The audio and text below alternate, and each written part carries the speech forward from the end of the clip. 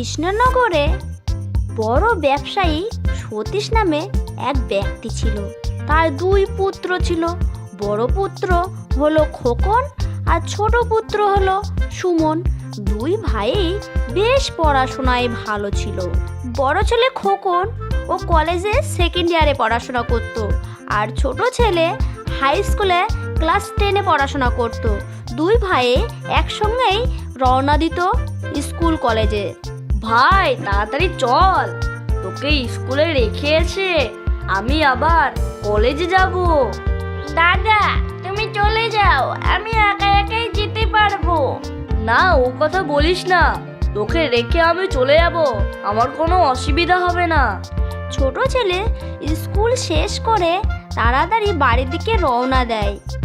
এসে দেখে তার বাবা খুবই ঘোরতর অসুস্থ হয়ে পড়েছে। বাবা বাবা, তোমার কি হয়েছে? তুমি দিনের বেলায় শুয়ে আছো, তোমার কোনো অসুস্থ হয়েছে নাকি? হ্যাঁ বাবা, আমার খুব শ্বাসকষ্ট হচ্ছে, আমি কোনো কিছু করতে পারছি না, এমনকি কথাও বলতে পারছি না। বাবা তাহলে কি ডাক্তার ডেকে আনবো? দাদা তো এখনো আসলো না। ওই তো দাদা চলে এসেছে। কি রে ছোট, আমি কখন থেকে স্কুলে দাঁড়িয়ে আছি আর তুই এদিকে চলে এসেছিস?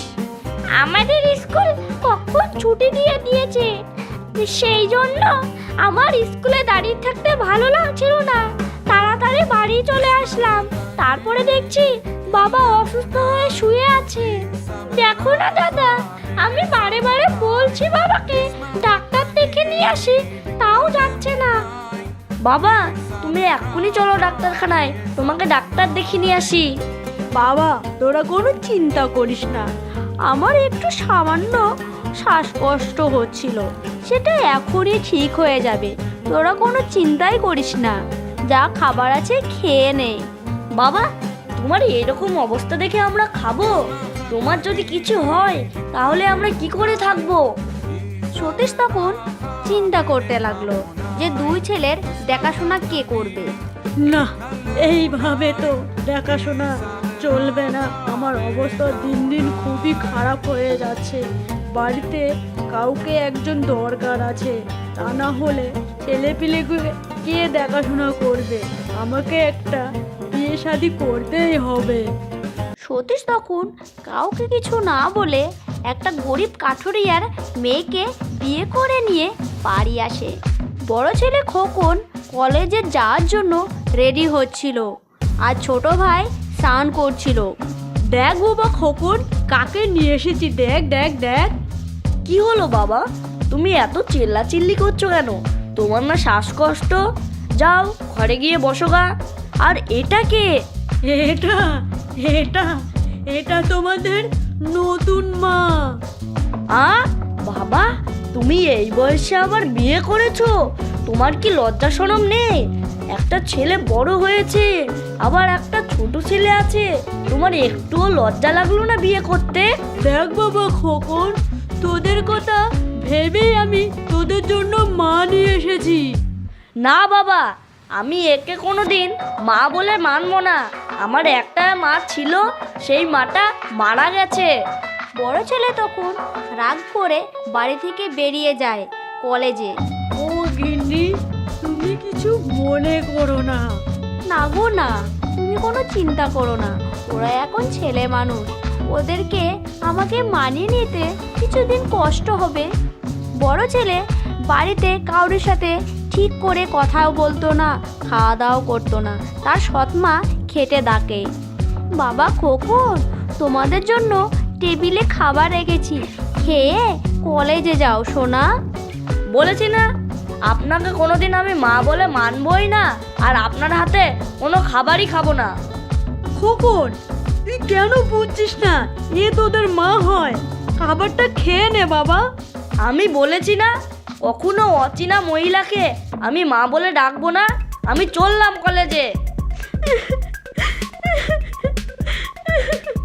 গিন্নি তুমি কান্নাকাটি করো না, এটা ভালো লাগছে না। না গো না, আমি সেই জন্য কাঁদছি না, আমি কত কষ্ট করে ওদেরকে ভালো খাবার বানিয়েছি। যাক, একদিন না একদিন নিশ্চয়ই আমাকে মা বলে মানবে। তুমি দেখো। খোকন রাস্তা দিয়ে চিন্তা করতে করতেই যাচ্ছিল। হঠাৎ একটা গাড়ি এসে তাকে ধাক্কা মারে, সে নিচে পড়ে যায়। কয়েকজন লোক তাকে হসপিটালে তাড়াতাড়ি পৌঁছে দেয়। তার খবর শুনে হসপিটালে তার বাবা মা চলে যায়। ডাক্তারবাবু, আমার ছেলে কি হয়েছে? সেরকম কিছু আপনার ছেলের হয়নি, কিন্তু আপনার ছেলের একটা কিডনি নষ্ট হয়ে গেছে। আর একটা কিডনি যদি 24 ঘন্টার মধ্যে না দেওয়া যায় তাহলে আপনার ছেলে বাঁচতে পারবে না। ডাক্তারবাবু, আমার ছেলেকে বাঁচান, যেভাবেই হোক ওকে এই বয়সে মরতে দেব না। আপনি আমার কিডনি নিয়ে আমার ছেলেকে বাঁচিয়ে দেন ডাক্তারবাবু, বাঁচিয়ে দেন। খোকন তখন সৎ মায়ের কিডনি পেয়ে সুস্থ হয়ে যায়। ডাক্তারবাবু, আমার ছেলে এখন কেমন আছে?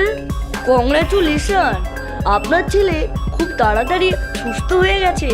আপনারা ওর সাথে দেখা করতে পারেন। বাবা, এই নাও, তোমার জন্য খাবার এনেছি, খেয়ে নাও। না, আমি বলেছি না আপনার হাতে কোনোদিনই খাবার খাবো না। খোকন, তুই কি জানিস কাকে কি বলছিস? তুই যাকে দেখতে পারিস না সেই তোর আজ জীবন বাঁচিয়েছে। কি বলছো বাবা?